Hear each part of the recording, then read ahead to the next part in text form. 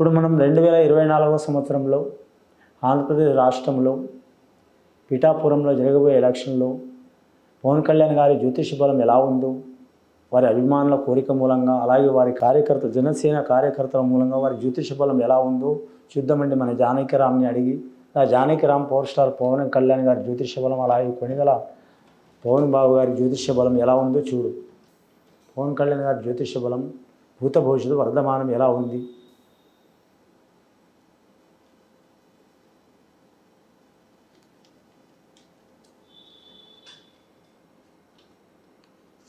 పవన్ కళ్యాణ్ గారి జ్యోతిష బలంలో చెప్పాలంటే మాత్రం వారి కులదైవం వచ్చిందండి. కరెక్ట్ మాత్రం పరమశివుడు వచ్చిండు, అలాగే పార్వతీమాత వచ్చింది, విఘ్నేశ్వరుడు వచ్చిండు, కుమారస్వామి వచ్చిండు.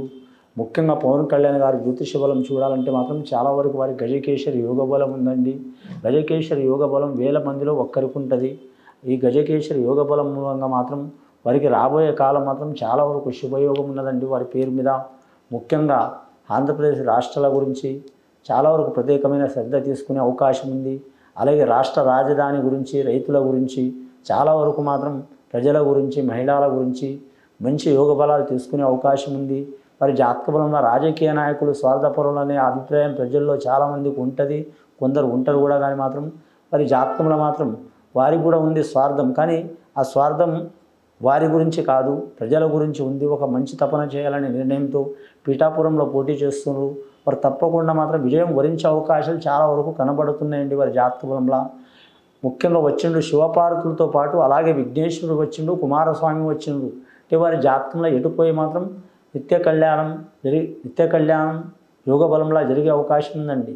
నిత్య కళ్యాణం పచ్చతోరణం లెక్క జరిగే అవకాశం ఉంది. పిఠాపురం నియోజకవర్గంలో ఖచ్చితంగా వారు గెలిచే అవకాశం ఉంది.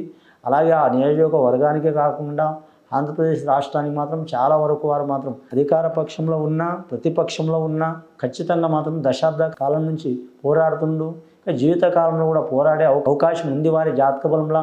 ప్రజల గురించి మాత్రం ప్రతి ఒక్కరిని మాత్రం వారు నిలదీసే అవకాశం ఉందండి. ప్రతి ఒక్కరిని అంటే వారు ముఖ్యమంత్రులే కావచ్చు, ప్రధానమంత్రులే కావచ్చు, ఎవరినైనా సరే మాత్రం ఆంధ్రప్రదేశ్ రాష్ట్రం గురించి, అలాగే మాత్రం ప్రజల గురించి, ప్రతి నియోజకవర్గం గురించి, రైతుల గురించి, అలాగే మాత్రం విద్యార్థుల గురించి, అలాగే మాత్రం నిరుద్యోగుల గురించి, అలాగే రాష్ట్ర రాజధాని గురించి ఖచ్చితంగా మాట్లాడే అవకాశం ఉంది.